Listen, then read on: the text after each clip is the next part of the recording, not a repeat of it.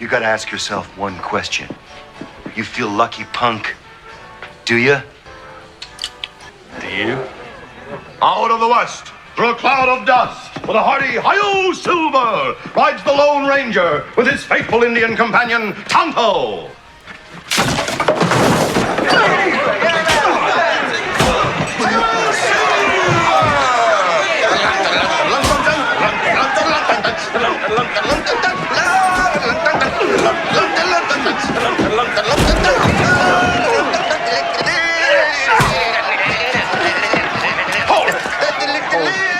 Get up. Come on. Spread it. Come on. Spread it.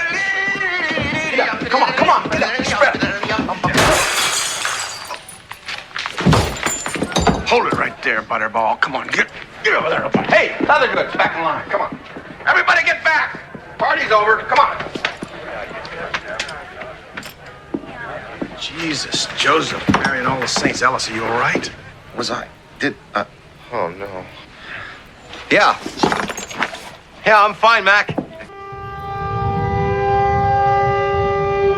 Warning.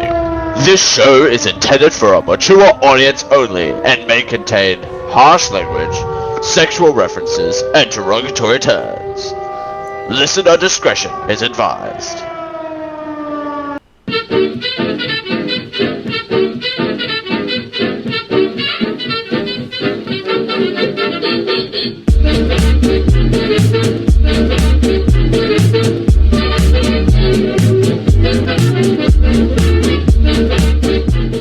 Oh, would you look at that? It's time again for another episode of Terrible Tuesday Movie Night. This is Season 2, Episode 4. Watching bad movies so you don't have to. I'm your host, Dale Campbell. Thank you so much, everyone, for joining me. Hope you're enjoying this season so far. But I think, and I might be spoiling things a little bit here, I think this week will be our challenging movie yet.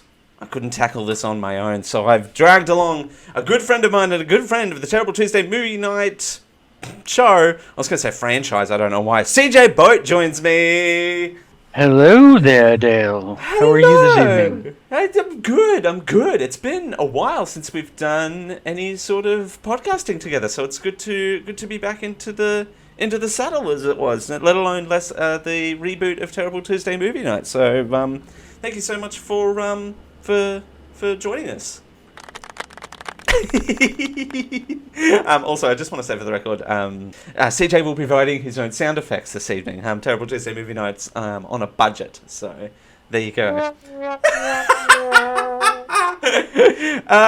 CJ, for those of the listeners that don't know who you are, just give us a 30-second sort of elevator pitch. Yeah, I do streaming over at twitch.tv/geekio show. That is where you can find me most of the time. That is where I do tabletop and gaming streaming most every weekday at various times during the week. Scheduling is still a thing that is being worked out because of day jobs and stuff like that. But yeah, twitch.tv/geekio show. Nice. There you go. Go check that out. I'll stop by sometime if I see the notification go live. For some reason, I am not as active on Twitch as I used to be, so I need to reinstall the app on my phone and get onto that. So there you go.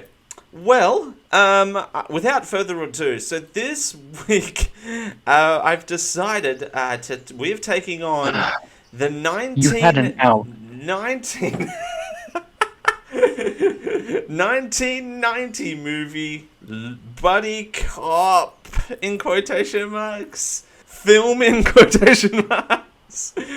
Loose Cannons. Not to get confused with Loose Cannons, the 2010 rom-com, which looks like it was filmed in Rome in 1952. So, not to get confused with the 2010 rom-com, which, by the way, looks significantly better than this movie, by the way. I don't know if you accidentally checked that one out instead. The Loose Cannons off, we could have done. There you go. So, before we get to our first impressions, let's get to the Terrible Tuesday Movie Night infamous playing a video trailer on an audio podcast right now. Detective Max Stern. Hold it, cowboy. He's the toughest cop on the force. Come on, go through it. He thought he'd seen it all. Poor baby, you having a bad day? I'm having a terrible day. Say something nice to me, will you, please? You have very strong-looking thighs for a white man. I like that, yeah. But nothing could prepare him for his new partner's personality problem. Will your cat always be coming on assignments with us? Oh, just very special ones. A multiple personality problem. I'll fight you with my eyes closed. Are you guys really cops? I'm a cop. I don't know what the hell he is. You feel lucky, punk. I'm annoying you, aren't I? That's a teensy little bit, really. Now, he's got a murder spree on his hands. Bad guy! Walk speed. Oh, no, not more speed! Hired killers on his tail. They might surrender, but I wouldn't count on it. And his new partner at his side. Did you ever stop to think that maybe you're not ideally suited for police work? Gene Hackman. If you change, make it into Rambo. You? Dan Aykroyd. I just can't deal with the violence. Now you tell me. Loose cannons. There's something wrong with that dude. Oh, no, not again. All right. Well, that is this movie. Good night, everyone. That's all we've got time for. Yes. Alrighty. So first up, I feel kind of bad because I've watched this movie and then I was like, oh no, what's CJ gonna say about this? Yeah, we've picked a doozy here. So we're gonna spend the first couple of minutes just doing our first impressions. So, on the face value of this movie, prior to watching it, what were your thoughts going into this movie? So, Gene Hackman, Dan Aykroyd, two of the greatest actors of all time. Like they are household names. They are legends. They are. Like in buddy cop film from the 90s, which is the epitome of buddy cop films. I go into this, I'm like, all right, maybe it is a so bad it's good kind of movie, which is my jam. Going into this movie, I thought it would be played more silly slapstick style. You get that impression from the trailer. The trailer audio, at least, is very slapstick comedy, and yes, but unfortunately, going into this movie, because that's what you get out of getting Gene Hackman and Dan Aykroyd in play. Gene Hackman plays a straight man. Those who don't know, is famous for playing Lex Luthor in the Superman movies, among other things. Yeah, very good straight man.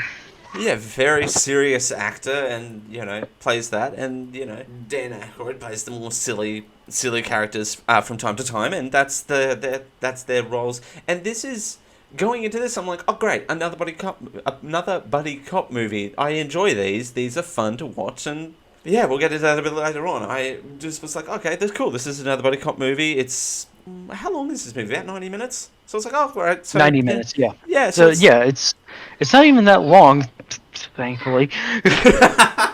So it's like, it's a 90-minute. But for me, and this probably showing my age a little bit here, I'm from a time where I'm like, oh great, Eddie Murphy buddy cop sort of era. I'm not. I'm used to that silly slapstick when you put two people in a car. It's go time. You watch them navigate this script, and sometimes they have freedoms to improvise and stuff like that as well. You can exactly. This is breaking the format a little bit. You can tell that none of this is improvised. Yeah, this is all very by the script. This is not. There's no ad lib to any of this. This is very all meticulously done, and we're gonna get to this in a second. But you can blame that fully on the director. So let's get into that. Oh, nice segue. Look at that. This was released February 9th, 1990, directed by Bob Clark. Now, I have a problem with this guy. Yes, so do I. Hey, there we go. Thankfully, this is the first Terrible Tuesday movie night that we've watched of his. I don't understand how I've gotten through 43 of these episodes. It's throughout the years and not watched a Bob Clark movie. For those who don't know, this is the guy, famously, I'll say, is known for directing the Baby Genius movies. Yes, and also that I'd say he's infamous for Baby Geniuses, but famous for Christmas Story. Yes. So yeah, I don't know Christmas Story actually. It is an American Christmas classic, and one of my, if not my least favorite Christmas movie of all time. I cannot stand it. It is where the sexy lamp trope came from. Jeepers. And if you ever hear somebody referred to as a sexy lamp, it is literally where the term sexy lamp came from. Oh, God. Because there is just a stripper leg lamp in most of the scenes of the movie. For no reason, no doubt. No reason, no doubt. No, there's no reason. But it is in most of the scenes in the movie. And it is there's no reason for it to be. There's no plot for it. There's nothing there, and I hate the movie so much. Baby Geniuses are a campy set of films. Christmas Story is played super straight, much like this movie.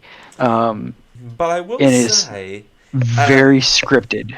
I will say, we were meant to do 2 Bob Clark movies on accident, not realizing that they were Bob Clark movies, and we've decided against it, thankfully. I don't understand how this won over the Karate Dog, but, I think it was because the Karate Dog... Oh my God, I would much rather watch that one.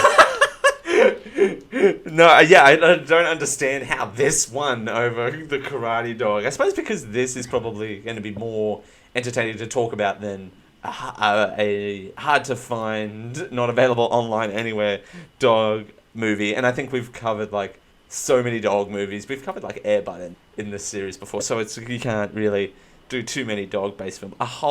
Could you imagine a whole season of Terrible Tuesday Movie Night just for dog movies? That would be so cute. Well, that spoils what we've got coming up later in the season. But anyway, moving on.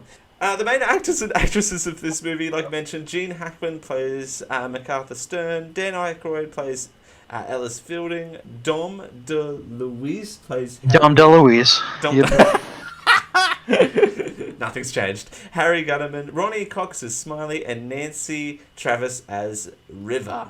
I like to point out the fact that the straight man's name is Stern. Stern. That is the whitest name because I've ever heard. That is it's not even just the fact that it's white, because you have a stern expression on your face.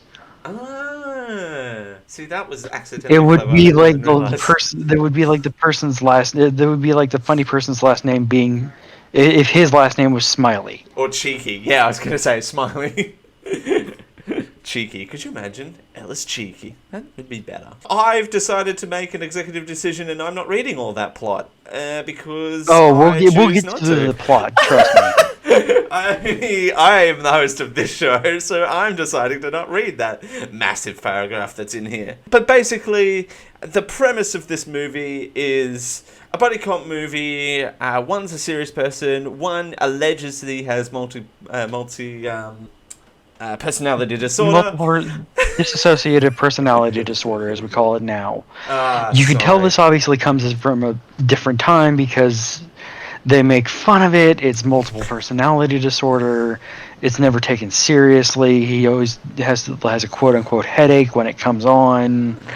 That's why I said allegedly. We're trying to not get sued. Anyway, and they just talk about a porno for an hour and a half. I think that's pretty much the movie summed up, right? Yeah, a porno starring Adolf Hitler. They don't actually do anything. Well, they kind of do. The last scene was not the last scene, but the big subway finale was engaging, which was about an hour and 20 minutes into this hour and a half. Garbanzo. Alright, so the gloves are off. We're going in. We've given up on the formalities. Plot quality generic enough. No, it wasn't even generic enough. This wasn't even a good buddy cop movie, man. No, the plot, you did me dirty. The plot, on paper, not necessarily in execution. On paper enough, you could form using this plot, you could form a generic movie. This movie is not generic. This movie is bad, but from everything on paper, you could perform a generic enough buddy cop movie, in theory. Yeah, it's painfully obvious that nobody was having fun while doing this. Like, Right. It was obvious that everybody was here was just getting a paycheck. Nobody was here was able to. You wasted Dan Aykroyd's talents by not allowing him to ad-lib anything. You didn't give him any kind of ability to go against script. Dan Aykroyd is best when Dom DeLuise is another one who is. You give the opportunity to eat up the scenery, and he will just eat it up like there's nobody's business. I'll start here. I think from our standpoint, it's a telltale sign of a terrible movie when I've pulled the two best bits to use at the top of the show, in my personal opinion. Yes, and one of which is the trailer of the movie. Absolutely. So I think just inside of taking a step back, and I think this season's more about looking at what constitutes a terrible movie, and we've talked about this, and inside of baseball this is all being recorded out of order, but I've talked about this on the first episode in Hercules in New York. Yeah, that's also another. Well, actually, I quite enjoyed that movie from the sake that you can tell that they're trying. That's what doesn't make that a terrible movie, is because art is 100% subjective. But when the people in the movie aren't trying, I think that's what people can form an opinion over terrible over, is the fact that if you look at it on a grid in like a Rubik's kind of thing, and no way that this show would ever do that, where I'm too dumb to do that. Not dumb, but not intelligent enough about film, nor have I studied it. But if you look at it on a rubric, you kind of go... Whereas I have. You have, yeah, CJ has. So CJ can talk to this in a moment. But to finish my train of thought, this was, Hercules in New York was one of Arnold Schwarzenegger's first films. So, you're looking at it on a rubric and you kind of go, well, he is trying. It's poorly translated because it was all written in, I think, Italian, so it was just converted poorly on the screenplay, so you can't really take that away from the actors as such. Whereas the actors in this movie have done some incredible work in their discography, but they've decided to do this. And it's also... Yeah. And on that same topic, you can't really take that away from the actors themselves. In most cases, you could blame that up to the director, but no. When the actors themselves are giving stale performances, that's when it becomes a problem. Exactly. When your top three billed actors are names like Gene Hackman, Dan Aykroyd, and Dom DeLuise, those you can blame the director all day, every day on scripting. Bob Clark co-wrote the movie as well.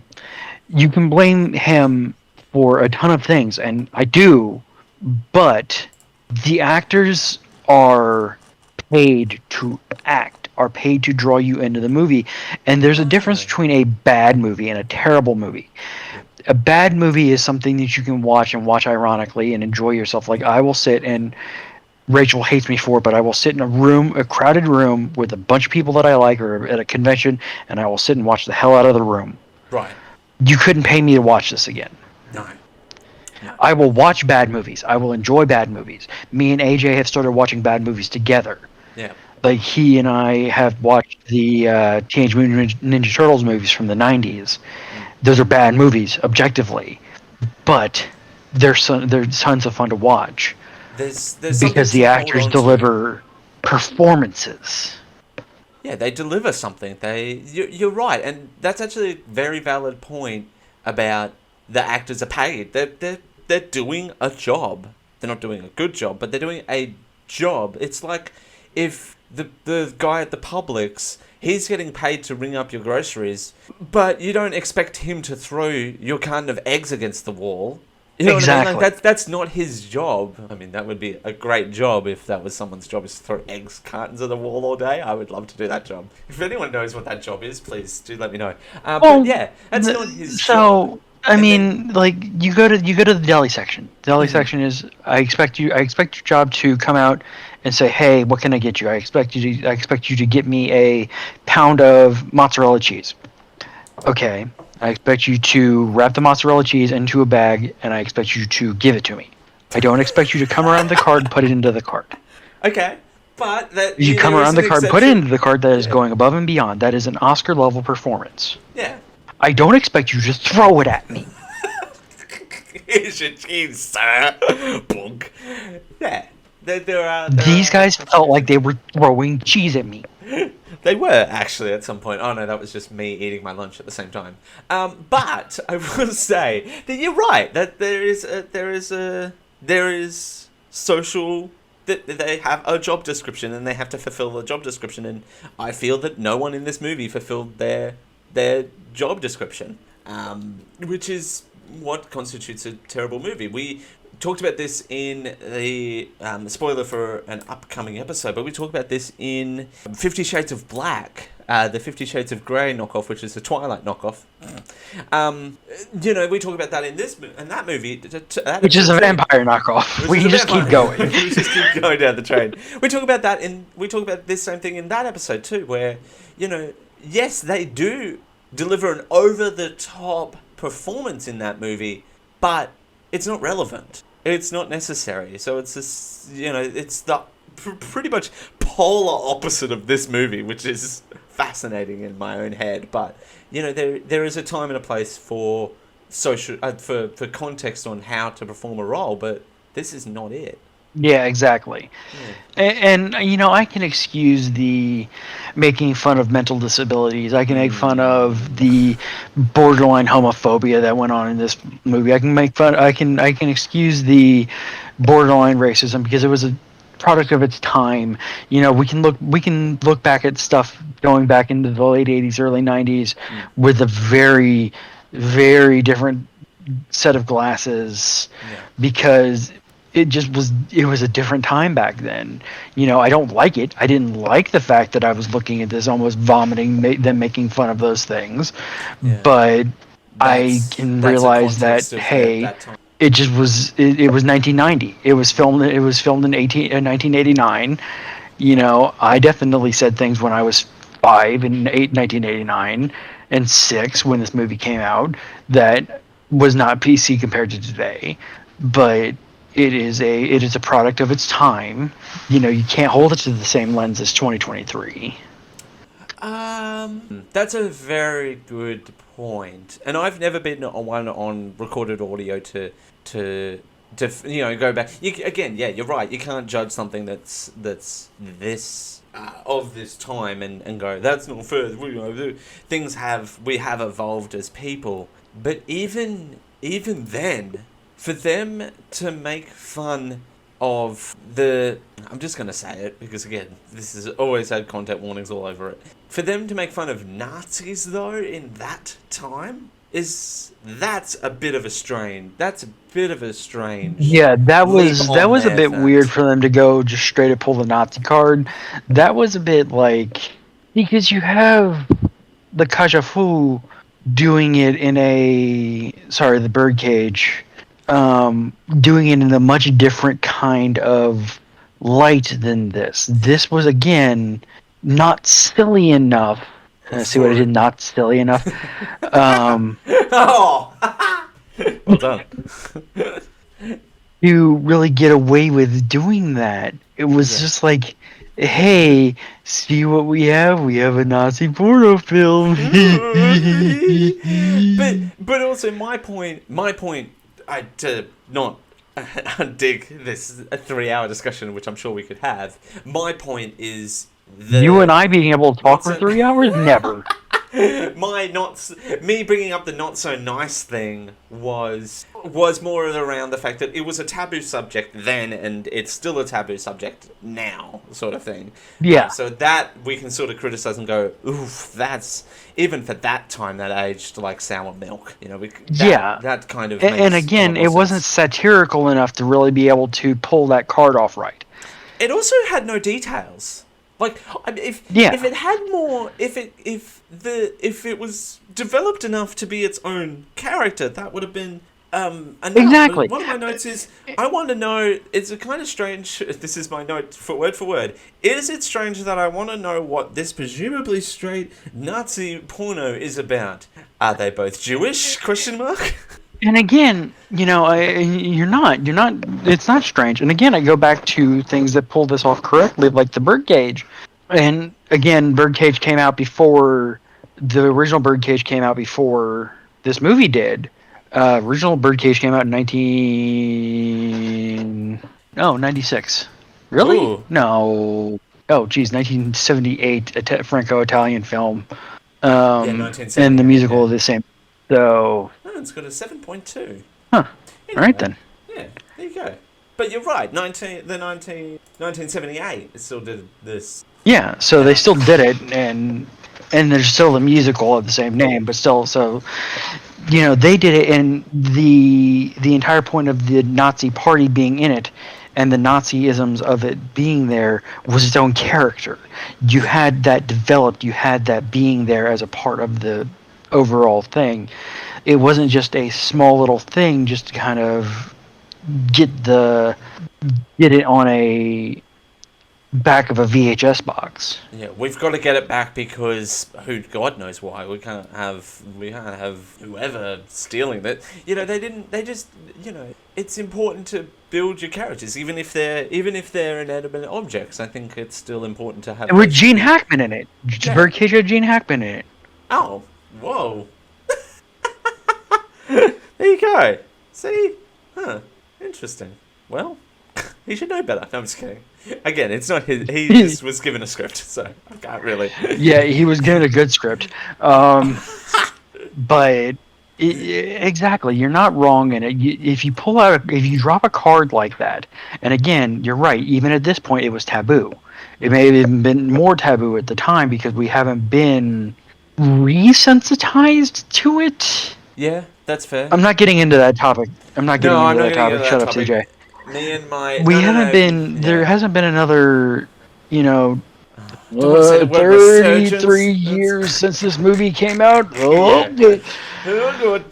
Anyway, but yeah, no, we've harped on about that. We need to keep moving. What else is there to say about this? Like, I don't even know where to start we haven't even described what it is. Because the movie is kind of a box of nothing burgers. Yeah, like they barely get into the topping of the buddy cop movie until the very end of it. Yeah, and look, I'm going to say a controversial sentence, and depending on what the response is, I might have to edit it out. But if you're hearing this, it made it into the final cut. I kind of liked the fact that they worked together in the end to get the tape back, but I felt like it was, you're using someone who has a mental disability. You're taking advantage of that a little bit. I felt 100%. like they were taking advantage of 100%. It was the entire movie was based around using a person's mental disability as a... I haven't had to carefully phrase a sentence for a very long time. The gears turning. I'm glad I don't run podcasts anymore. And my fiance has a mental disability. This entire movie was based around using a person's mental disability as a crutch, and which in a different scenario could have worked. You could have used it as and did work in some instances. It did work in some instances. Like the part of the movie that you played, it was used as a gag there, and it paid almost worked. Yeah, I benefit of the doubt. I'm more benefit of the doubt. It worked in a way to progress the movie forward. I mean, the director throwing a box of chocolates on the screen for no reason would have directed this movie forward. Anything would have moved this movie forward. But I feel like the final climactic scene when they're in the subway, it was an ableist, unfortunately, which I'm sure was a thing of the time also, which again comes back to the thing we can't really critique that. We didn't. The word ableist wasn't a thing back then. It's just poor writing. You can use your It characters was. differently. That's all I'll say. Like oof. We're getting bogged down here. I did like the train scenes. I will say that. I did like the train fight scenes. I'll give this movie that. And the fight survival scenes mode. in general were actually pretty well choreographed, all things considered. Yeah. See, there's positive here. That's one thing. Yeah, they had for late 80s, early 90s action film, they were actually pretty well choreographed fight scenes all around. All around, and they had a helicopter involved, and like it was full on. I was like, whoa, holy. I'll okay. give them that. The action parts of this movie, if I have to pick a part of this movie that I actually enjoyed, it would be the action parts. Oh, I enjoyed the leather club personally, but that's just a personal preference. But anyway, but you're right. Well, yes.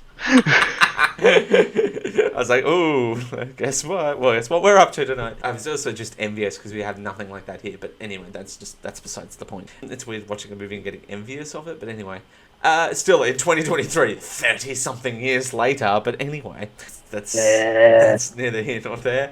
But also the mentality of just after all that train stuff, just them floating down the river, and the mentality of, well, we're here, we're gonna ride this out and we're gonna see what happens. That part I enjoyed. I was like, where was this 60 minutes ago? Yeah, exactly. It's like, okay, well, there's that. Music and stuff. There wasn't any real music in this movie, actually. No, it was a very dry score. The entire thing was very, and I tried to listen to the score. And it was just very just dry. very background. It was just very there. It was just something to say. It was obvious that it was there, but it wasn't like anything like you're never gonna remember it. It was nothing to write home about. No, and I think that also this is a buddy cop movie. If you remove the buddy, kind of. Yeah, because they weren't friends. They weren't friends. They didn't become Even at friends. the end, they weren't friends. They didn't become This friends. This is not your Beverly Hills Cop where they become friends at the end. No. Well, and particularly in that last scene, like I mentioned, he uses the mental condition to get his personal gain. Like that's the level of their quote unquote friendship. That's not what I would call. And they're surviving. Like they're not thriving. They're surviving. I was like, man. Yeah, exactly. Watching this movie, but and there's I like those buddy cop movies too. And this is my last on my little sheet here. I've got two more. One, was it funny that one of the 3 times I laughed in this movie was at one of the explosions? I think I know which one you're talking about. The one on the dock. Yes. Yeah, that was just funny, let alone anything else. I've already mentioned that. Oh, and there's just chunks of this movie, like you said, that there's nothing going on. I was going to say something else, but I can't remember what it was. They could have cut it down to an hour-long movie, but that's not feature length. No. Not for 1990. Oh, but also, okay, how would they have workshopped this? Well, they could have cut... Here's the thing. They could have cut this movie down to what it is here, and to an hour. Flesh out... I don't know whether you force these two people to be friends. I suppose you could do anything when you write a script. Develop that friendship... Yeah, don't clip that, anyone. Develop their friendship a little bit, and then give the porno character. I should stop talking. I'm not going to talk for the rest of my life now. I just said on the internet, give porn character. Anyway. But then that's how you fix this movie, I guess. Yeah, you flesh out the porno. Oh, I shouldn't laugh. I'm only laughing so no one clips it out of context. You're welcome. Just make noise afterwards. No one will clip that. Hold on. And then, develop their buddy cop friendship, and then, it makes more sense that way. Anyway. Any final words of thought on this movie before we get into the scoring? Or we can fit out. Watch the 2010 rom-com. Yeah, I watched the 2010 rom-com that looks like it was filmed in 1950, even if it has poor film quality, and I mean that. Yeah, it has to be better than this. I don't know. I've watched some bad rom-coms for this show. It can't get much worse. It has to be better than It has this. to be better than this.